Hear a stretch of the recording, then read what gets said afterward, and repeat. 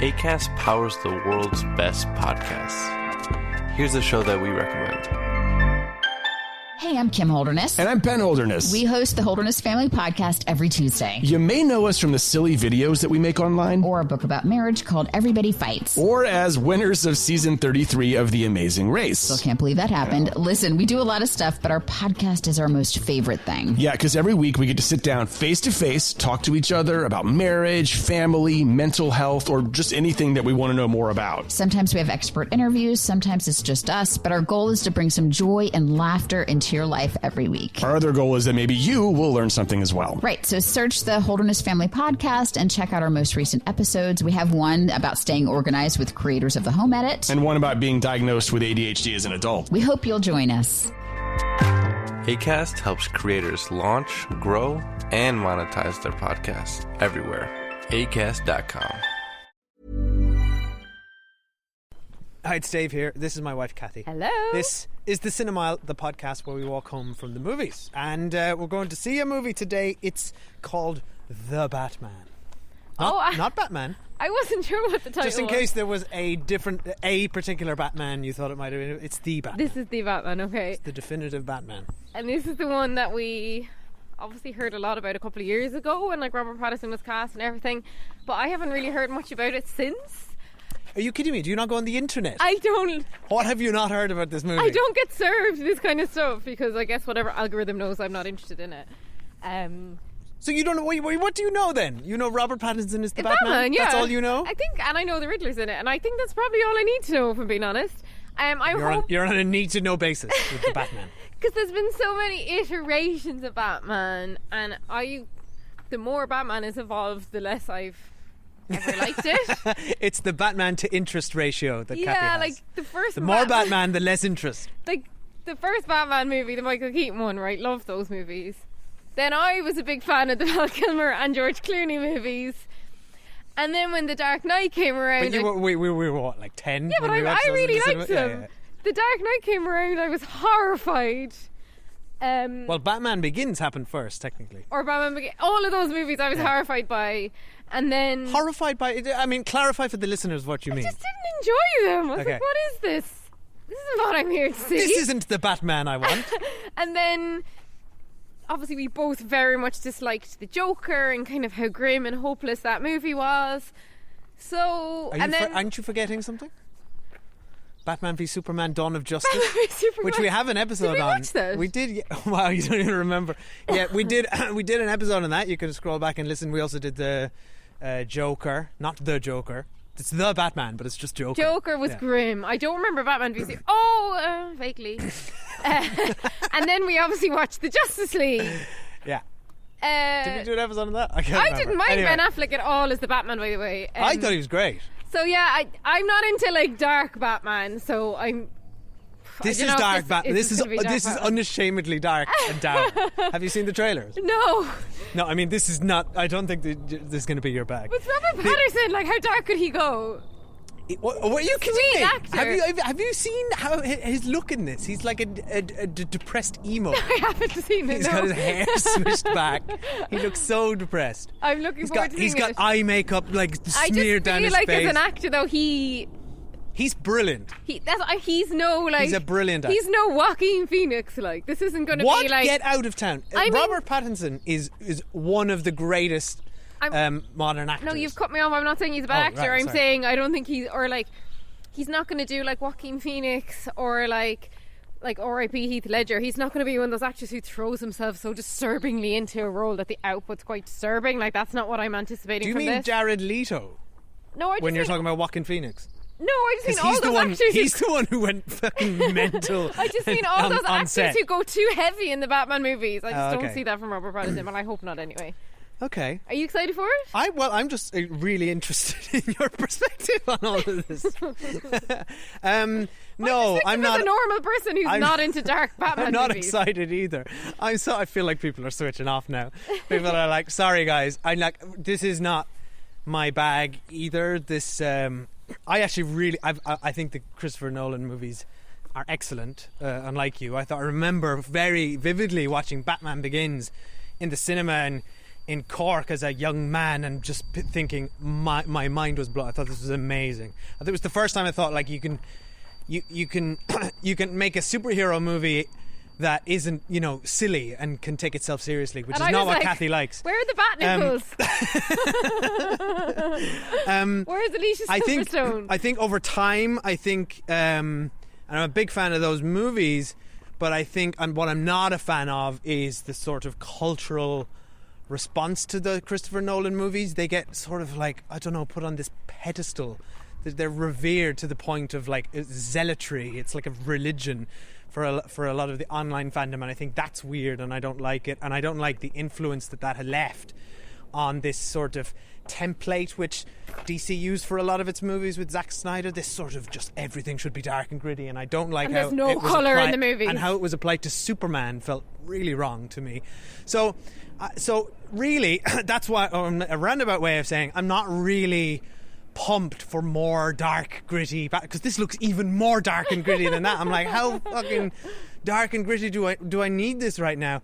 And I'm and I kind of prefer popcorn, pop culturally silly, the sort of stuff Marvel's giving. So that's where I'm at. So I think this movie's going to have to work a little hard to win me over, but like any movie we go to, I want to go in and be entertained, and I want to love it. So I do as well. So hoping I high will. hopes, and I do know that my two younger sisters are like massive Orpats heads, and so they're going to see this movie just because they fancy him. So I think you're going to get a lot of twihards going in just to watch Robert Pattinson, which is hilarious. I mean but sorry, Robert Pattinson. It frustrates me. He's had such a varied and interesting indie career since Twilight ended more than 10 years ago. Everyone, like, is it just in people's heads that it was just like he did Twilight and now he's Batman? No, It's I'm like, saying if you were a twihard, you will come for this movie. yeah, I suppose, yeah. Anyway, we better head in. We will don't normally talk to this you long at the on the start. other side. We don't normally talk this long before we see a movie. It's just Batman. There's so much Batman of it. needs more. More! Right, The Cinemiles sees The Batman. We'll see you very shortly. On the other side. Fear is a tool. But when that light hits the sky, it's not just a call. It's a warning.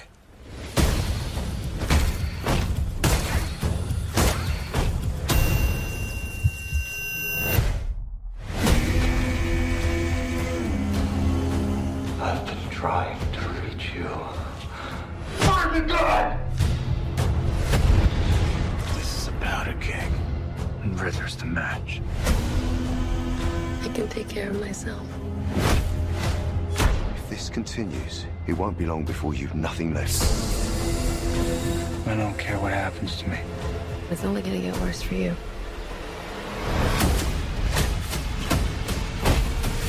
Whoa, take it easy, sweetheart. Hear everything they say, ain't you? Maybe we're not so different. Who are you under there?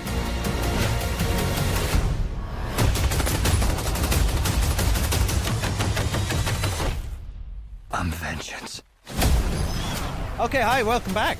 We've seen The Batman. We forgot to mention the running time, and for listeners of this podcast, long-time listeners, you know we're not fans of long running times, and the average running time of a movie going well past the advised 90-minute mark, which is historically the ideal optimal length for a movie.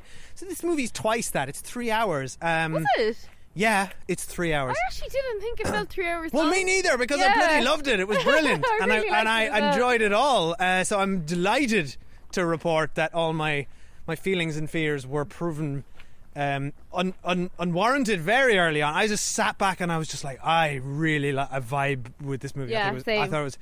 But I think you need to, like, absolutely loved it. knowing it was going to be long, though I hadn't realised that long, we did go to an early screening. Like, I certainly wouldn't recommend going to this at 8:30 at night. No, Like, you wouldn't be out till the next morning. But no, I really enjoyed it, and I So just, sorry, I'm before pretty happy watching before you this get into your movie. thoughts, for all the new listeners, if it's your first time here, there's no spoilers for the Batman yet, but we'll turn on to spoiler street shortly and warn you when we'll start to get into that. Yeah, so, we'll Kathy, start. what did you think? Okay, so just like total overall impressions, no spoilers. I had have a lot of time for this movie. I really enjoyed emo Batman. He looked like a character of an emo kid. He like the longish black hair. So I enjoyed all that. What I liked about this movie is that there was like a genuinely good story and a good mystery, which you don't often get in superhero movies. I would say like you don't often get like a mystery and like decent clues and stuff. So that kind of kept me going. I enjoyed the tone. While yes, it was kind of like quote unquote dark, black screen and Batman, but in reality, while it looked dark, actually I didn't find the tone that dark, and I certainly didn't find it hopeless, which is how I found other movies such as Joker. Yes, quite the opposite. There's hope in this movie. Yeah. And I got to say, thematically, I thought there's a lot to unpick here. I really admired the screenplay. Yeah, I enjoyed all that. I enjoyed Robert Pattinson. I think he is a really interesting take on the Batman. And what I really liked about it was the visuals. Like there's loads of cool stuff with like sunsets and lens flares. So like we mentioned earlier that like sometimes I can say like the Zack Snyder movies, they're just like it's so dark and like boring, like almost boring to look at. There's like but like color drained and washed out. Yeah, there's but no this is color. Like beautiful, like there's oranges and awesome reds. colours. Oh my god, the use of red in this movie. It is looked quite awesome, striking. and there's like really cool shot with like a silhouette in front of flames that I loved. And then just my last other point I wanted to say is that I really loved the score. Oh, so I thought good. it was gorgeous. So yeah, do you know what? I really like this movie. Now, of course, you could have shaved 20 minutes off it, like without a doubt. But yeah, Dave, your thoughts? Yeah. Oh my god. Like I totally agree. All of the above. I don't know. I mean, like I loved that it was from the beginning. It was a detective movie, right? Which is an aspect of Batman that. Often gets sidelined or overlooked or doesn't get elevated. That he was originally introduced in, DC stands for Detective Comics, by the way. I did not know That's how it started, because that was a very popular genre in whatever the early 20th century. And the Batman is labelled the world's greatest detective. See? I have never heard that label. See? But that's because... By whom? That's because he became this sort of... I don't know, he just became this sort of... like even in the Adam West days, it was more about the fights and the pows and the bangs. And obviously, Adam West the best Batman. Naturally, but for me, I love that this was a detective film first, and an action film second. And I think there are quite few action scenes in it, and I think and I think it really worked in its favour. I loved the whole like setting that style from the very beginning, that noir voiceover. Like it's a film noir more than anything, by way of like David Fincher and I'm sure like it's been a few weeks since this is out, and we try not to read anything. We don't read reviews to influence our own opinions and thoughts, but I'm sure this has been written 1,000 times over. But I thought there was a lot of the movie Seven in here, sometimes a bit too much. I'll talk in spoilers. Who directed this? Matt Reeves. It was I think a really good director. I think he did an amazing job here. He did like Cloverfield, and he did the adaptation of Let the Right One In. Okay, for American audiences. I forgot to talk about him. It's called like Let Me In or something. Or one other thing I'm that outside, I really enjoyed. Is her name? Who's the actress again? Zoe Kravitz. Zoe Kravitz. Yeah, she's great. Thought she was great. I'd say she kind of stole. I'd say she stole the lead, to be honest. And I love that she kind of looked a bit like Halle Berry's Catwoman as well. But I thought, which is a movie we forgot to mention, and I haven't seen, so I can't pass comment on it. I've seen that, and it's not good. I thought what she was really good at is she sold like the athleticism of Catwoman, right? I totally believed her. The reflexes and the agility. I believed she was doing all that stuff. But she's such a strong character and personality in the movie. Like she's got much more of a personality than Bruce Wayne or Batman, who are pretty lifeless. But I liked that. I liked how withdrawn. Let's talk about him for a second. What he did, because I think he did a great job in this film, and I think it's subtle. I think mostly which you don't often get with Batman.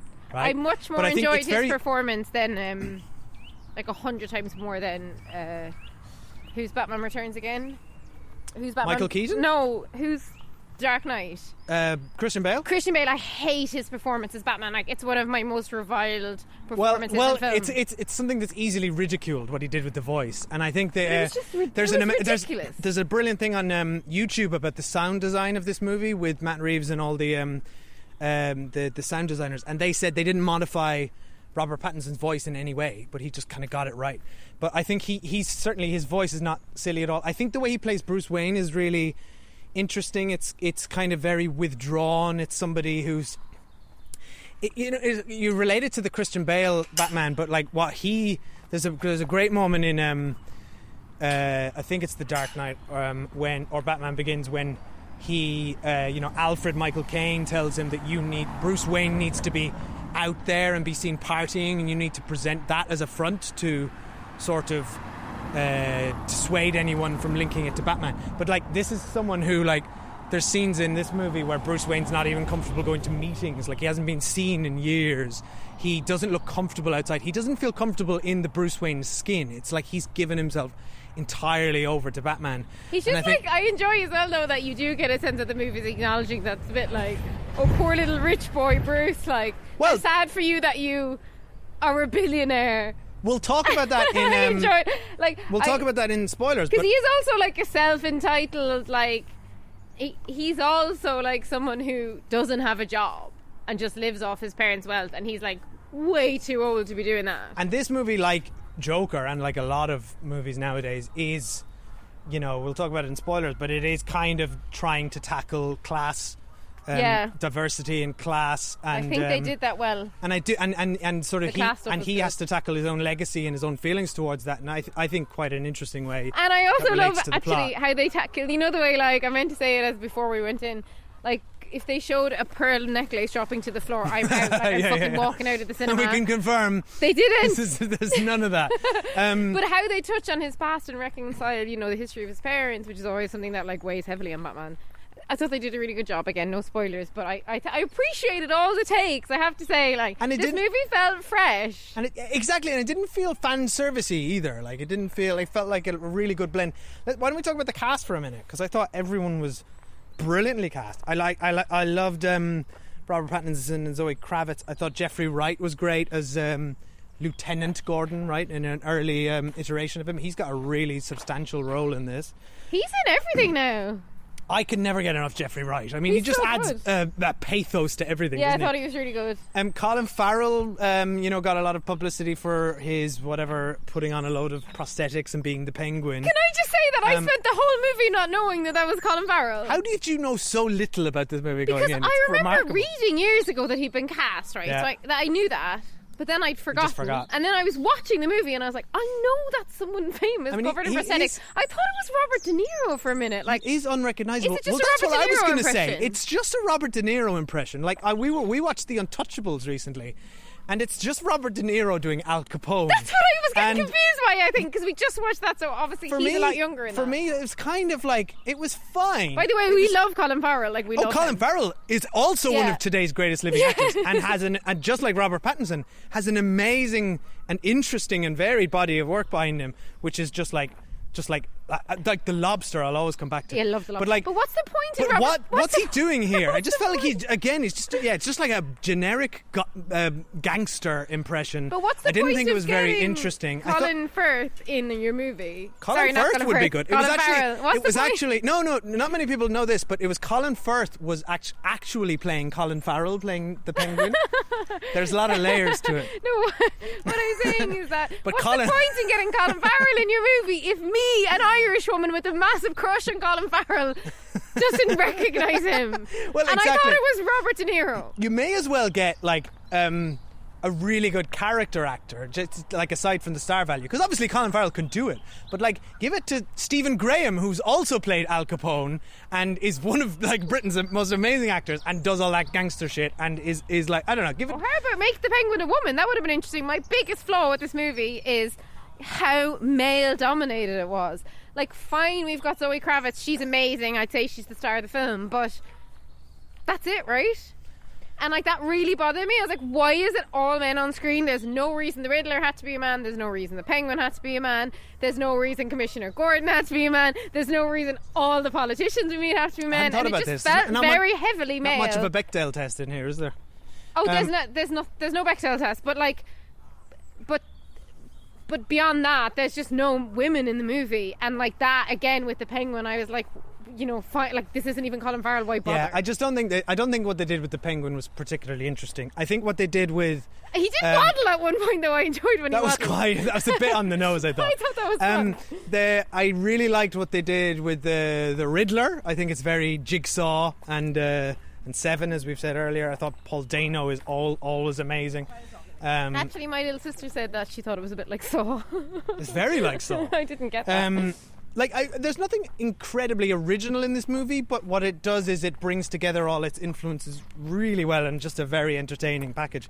But like at the end of the day, let's be honest with ourselves. Like, we enjoyed this movie. It's entertaining. I had fun. But like, we've still got a white rich dude at the centre of it. We still got an all-male cast, and we're still not pushing any envelopes. Like, it's just a better version, and to me, a more compelling version of the same old Batman stuff. Yeah, but then look, ultimately that's all they can do with these old properties is try and push them along and make them a bit more different. They can completely recast and refresh it if they wanted. They didn't. No, they didn't. Robert Okay, fine, they Pattinson didn't is do it like, on he's that one. still a rich white dude at the end of the day, playing Bruce. I know, but Wayne. as we said earlier, I think the movie's at least trying to tackle the inherent problems with class and the corruption that can result as with when money is running a system, right? Well, I do enjoy. No, actually, we'll get to it in spoiler street. But there was something I want to talk about with like the Bruce Wayne Foundation that I found really interesting, or not the Bruce Wayne. What's the dad called? Something Wayne. Mr. Wayne Foundation. What? One last person I think we should talk about before we get onto spoilers is John Turturro, who shows up. I didn't know he was in this. I love him. He plays Carmine Falcone, who's another mobster gangster Another male type. gangster. But a bit more interesting. See, I felt like he's more interesting casting than Colin Farrell putting on a fat suit and doing a Robert De Niro impression, because Colin Farrell should have been Penguin just as himself. That would have been more interesting. yeah, that would have It's like been they more tried to interesting. make him look like Danny DeVito or something. Exactly. So Danny DeVito is the quintessential and best John Penguin. Turturro, it was hard for both of us to watch this because we're watching Severance on Apple TV at the moment, which you should all watch, and he's playing in like in completely opposite end of the spectrum character. Because he's so got it was hard there's something to. about him. He's got such warm eyes, and he comes across so nicely that even in this movie, I couldn't help but like him. But that It's no, just but terrible. that's why it was really interesting casting, because there was that conflict. He presents as and he's presenting as a nice guy in this movie, or trying to, which makes it somehow more sinister. Yeah. I thought he was really good in this and really sinister. Yeah. But anyway, should we? Anyway, I loved the music. I loved the way it looked. I loved all the cast. I loved the plot. It is too long. I thought the third act. There was dragged. a point where I was just like, this is I don't really need this action scene now. But on the whole, I thought it was just absolutely brilliant. I loved it. So will we go into some spoilers then? Yeah, so spoiler street for the Batman. Before we get to spoilers though, let's do a quick thank you to some of our new patrons over on our Patreon page. So a big thank you to Claire Wilson, to Ahmed Gumri, to Sequoia Hearn, to Jim Bell, and to Sean Power. And sorry if I got any of your names wrong, which I more than likely did. Thank you guys for subscribing. And we actually just watched for our latest retro movie, North by Northwest. Yeah, we really enjoyed that. Yeah. So that episode's up there now. If you over want there. to join their ranks, go to patreon.com/the Cinemile. So we do a retro movie every month that you guys get to vote on, and we do a lot of TV reviews. Yeah, as well, we're just so. about to record a Severance review actually, Yeah, because we're obsessed with it's that. so good. Okay, so spoilers now for The Batman. Specifically, the bit I was talking about with the 7 bit. Do you remember the movie 7 much? I just remember the ending really. I've seen it a lot. There's a whole spoilers for 7, I guess. Some minor spoil. Does anyone surely everyone's seen 7? I wouldn't spoil 7, no. I'm not going to spoil it, but there's a scene where they go into the killer's apartment in 7, which is just beat for beat the same scene here. Like, they find journals where he's been writing about his malaise of human society. It's like the exact same thing, and it's followed by a scene where the killer turns themselves in. So it was like it was very, very 7 and very, very Jigsaw. And then the look of it was just very David Fincher as well, which is all fine, I guess. I mean, it's just all, but it just felt like a little too. It slipped into like homage to just like almost remake at that point. I was just like, what if the 7 Riddler but Batman? character, we've seen him a lot, right? What I think was, and he's blatantly like a terrifying, like incel, some sort of terrorist. But what was interesting to me about Riddler, that I haven't seen as much maybe, or if I have, I can't remember, is when we talked about like the Wayne Foundation, what I found fascinating, it was like, so right before Bruce Wayne's dad was killed, he pledged something like, was it 40 Thomas million? Wayne, is that it? I don't know. I think it is. Something like, I'm going to call him Mr. Wayne Sr. Pledged something like, was it $40 million in what would have been the early 90s for charitable work just in the city of Gotham, and then died. And then it appears that, like, you know, charities have boards, right? It appears that there's no one responsible for this charity or the funds. There seems to be no board. It seems like all the gangsters in Gotham subsequently just got their hands on this money, and therefore all the orphanages, the Riddler included, all the orphans had to live 30 in a room with rats crawling over them. So that was all a bit dramatic, but at the same time, I really liked the scene where Paul Dano, who I'm obsessed with and love, Apparently it's where Dano. or Paul Which I only Dano, just found out recently. where he was saying to Robert Pattinson, like, you know, I had rats crawling over me, like, you poor little rich kid up in your ivory tower. And Yeah. it was like, yeah, like, you kind of want to say to Bruce Wayne, like, cop on, like, could you be in any way grateful for the life you have and the money you have? And I really love the undoing of his reverence for his father, Mr. Wayne Sr. I just thought that was all really interesting, because we always think of, like, Batman's parents as like, oh, poor them, they were this perfect couple. And what was really weird about it, though, is that it seemed like the dad did all this bad stuff to protect the mother's reputation, because the mother had been in some form of mental institution. And I thought that was all very interesting, because there's no shame in being in a mental institution. Would you really go get a journalist killed for threatening to expose that about your wife, when it's like, well, yeah, she was there? Well, according to What was Alfred, going on there? According to Alfred, who was, I thought, brilliantly done by Andy Serkis, he was saying he was the father was doing it not to protect their reputation, he was doing it to protect her and his wife. So obviously the wife didn't want any of that out in the open. Yeah, but also like he really wasn't extreme lengths to go to. No, he didn't intend to get the man killed. That's he sent what a was clear. mobster after him to, like, brutalize Well, him. I mean, Come yes, on, clearly like. he should have connected some dots there. Do you and ever figured think out. that Andy Serkis is, like, way hotter than you'd expect him to be? Like, in my head I think of Gollum, and then I'm watching him in this movie, I'm like, he's kind of attractive, and then I felt really weird about that. Yeah, it's almost like he's not actually Gollum, and that was a CG creation. I just didn't know that he acted as, like, a normal person. I thought he just You thought he was always... Gollum all the No, time. I thought he was just always You thought doing- he was just always Gollum. No, I thought and he they was- captured that. They were like, "You're perfect for Gollum because you're just Gollum. So No, could I you thought just he come was- in and be yourself I for thought the he Lord was of the always Rings?" on blue screen, like, doing that kind of stuff, because he's so good at it. I Well, didn't he's know. very famous for that, but I he's didn't know also he acted normally. He's very talented. He's a director as well. I'm not suggesting he's untalented. I'm saying he's hot and unexpectedly hot in his role. Shut up, Dave. I'm just saying he's absolutely attractive, is all. Yeah, I sure. enjoyed the way he was kind of like, He's pretty hot. he's Bruce's dad or whatever, and I really liked I liked the their scene relationship. where he answers the phone, or where Bruce was ringing the phone, and then there's like the explosion, and then he although that was if all you fun. open a letter and it's and there's something within it which says fireproof, you fucking run immediately. He don't keep turning No, things over he's a and butler. opening the card. His It's duty like, is to opening mail and keeping the house tidy. I enjoyed all the what I enjoyed about this movie is that the Batman movies so often focus so much on Batman's gadgets and, like, his cars and all that kind of stuff, which I feel really boring, and I felt like this movie kind of skipped over all that stuff.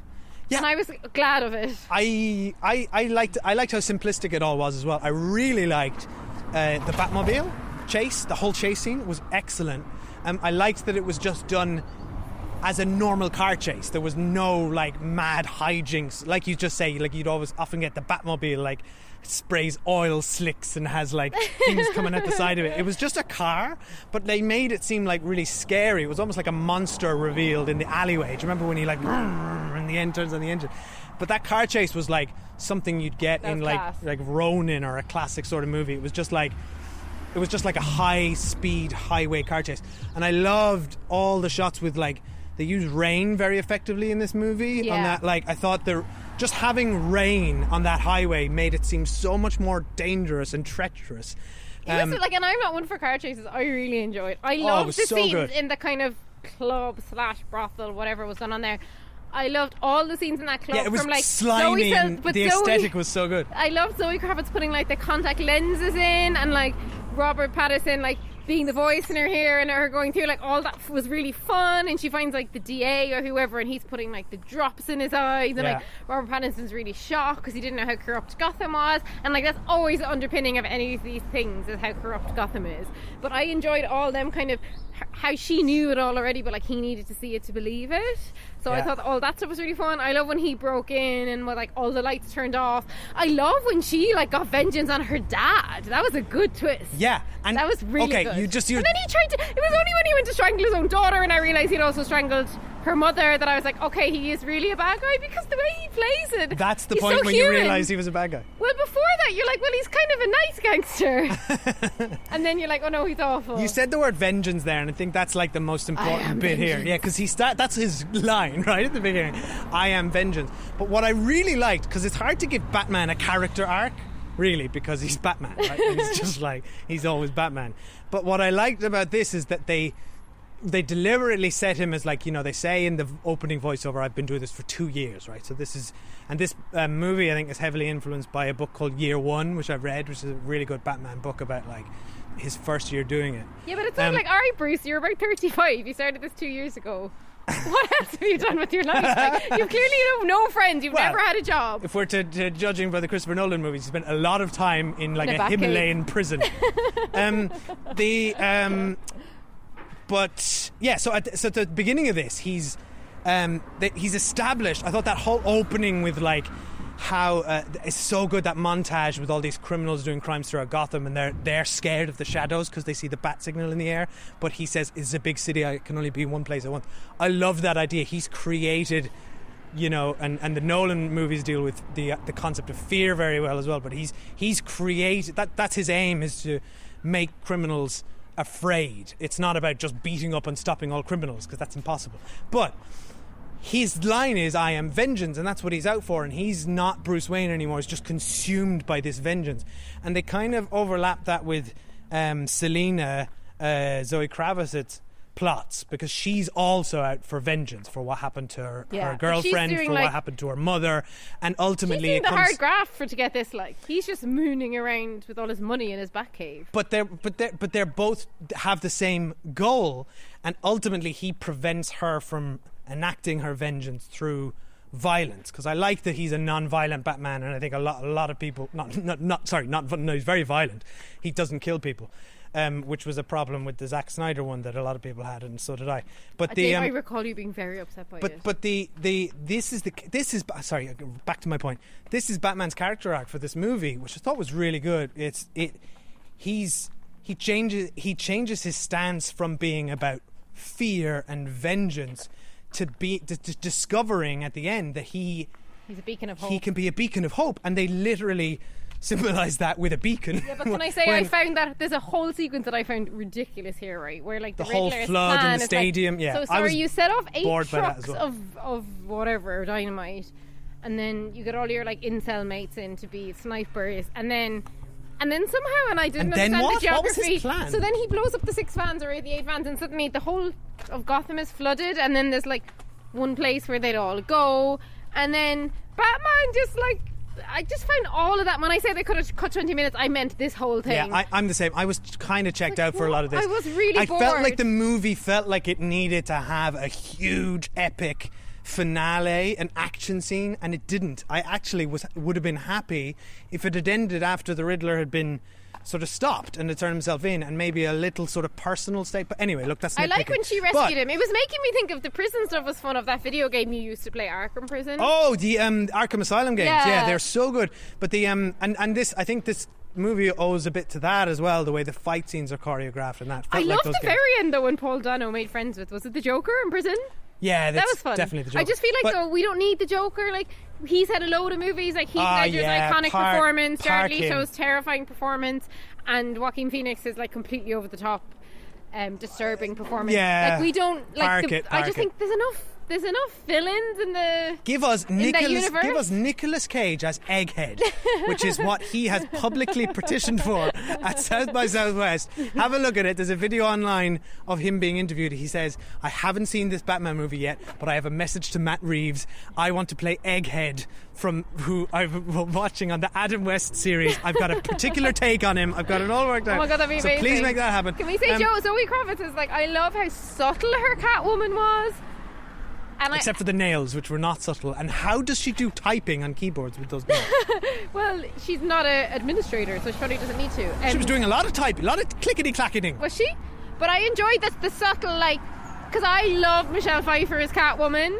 As I said, I haven't seen the Halle Berry movie, but which is the opposite of I subtle. really like this take on it as well. Like, I think that's a really good take, and I like just what I think it's only mentioned once. She says, "Oh, we can be a team like the Cat and the Bat," and I thought they had good chemistry.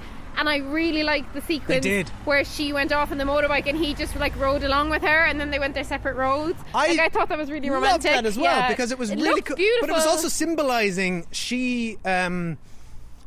it was symbolising this new road for Batman. Again, this, he's going off on a new path that she is not willing to follow. She's more hardcore and more vengeance orientated. Well, no, I didn't get that actually. I thought it was that she's like, my work here is done. I'm leaving Gotham and I'm starting a new life. Whereas it's not a new path for him. He's like, I'm going to stay in Gotham and spend my whole life on this futile mission of trying to clean up this horrible city. She was getting the better gig there. I still love that, and as much as the stadium thing was a bit overdrawn, but when he had the light and he was guiding them through the water, I was like, they don't need you, it's really light in this room. No, but fine, but like that, for me, I thought there was really powerful image, that him striking up that red beacon and Batman, and the way it was framed is beautifully done. And I thought just that I thought it was really like powerful, the news footage of Batman carrying out children from a wreckage, and that reminded me of the best sort of ideas of Superman. And there's a moment even in the Batman v Superman movie which I really like, about like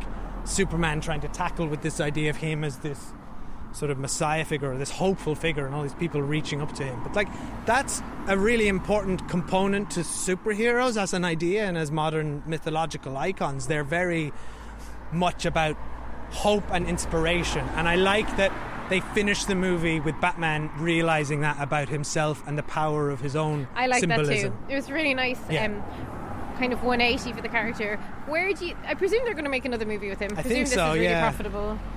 I think so. I don't know if it was intended. I believe it was originally intended to just be kind of like a one-off. It could work either or, to be honest. Yeah. A large part of it will come down to like if Robert Pattinson can be arsed doing it again, because I know actors always say that these things are like pretty painful. I think I read the other day, like, guys, don't come here for film news, because we don't know what the fuck's going on. But I think I half read the other day there's going to be a sequel. The one last thing I want to talk about was the sound design in this movie. I thought was incredibly effective. It was.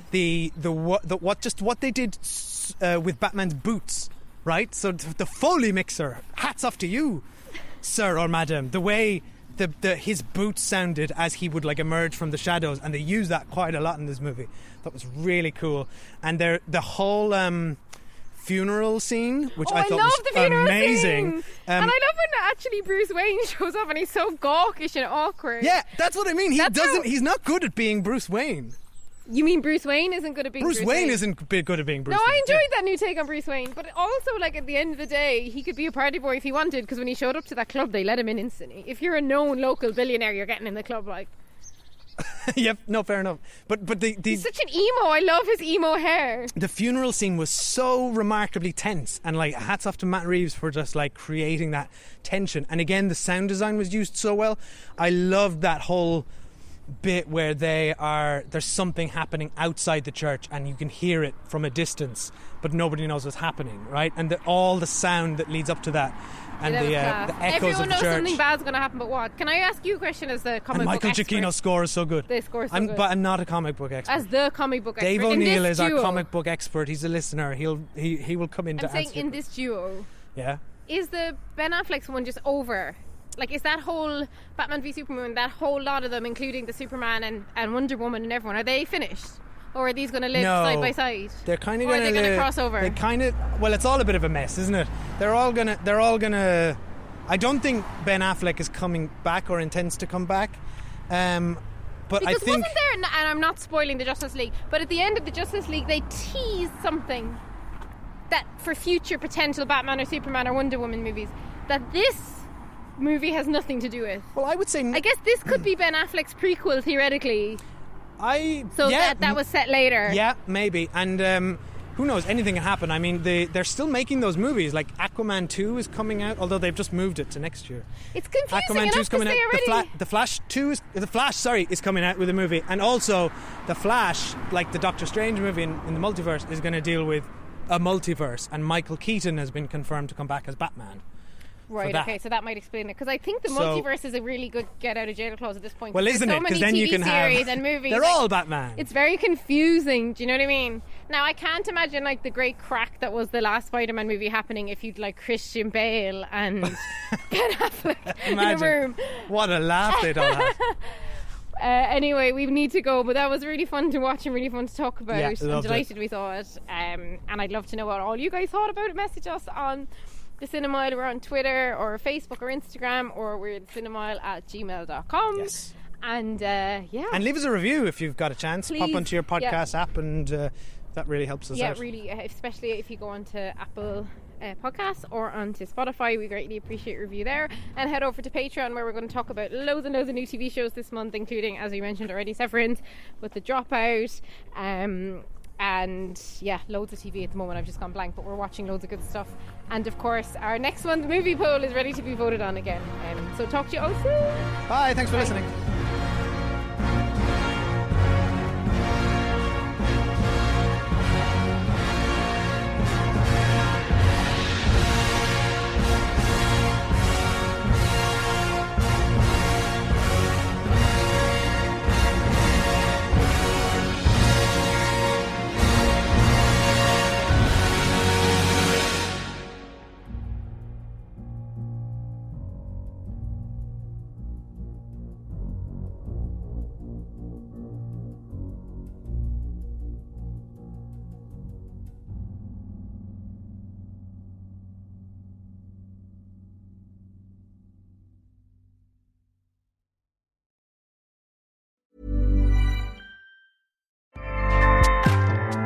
Acast powers the world's best podcasts. Here's a show that we recommend. What would you say if I told you there's a book that can teach you how to win The Bachelor?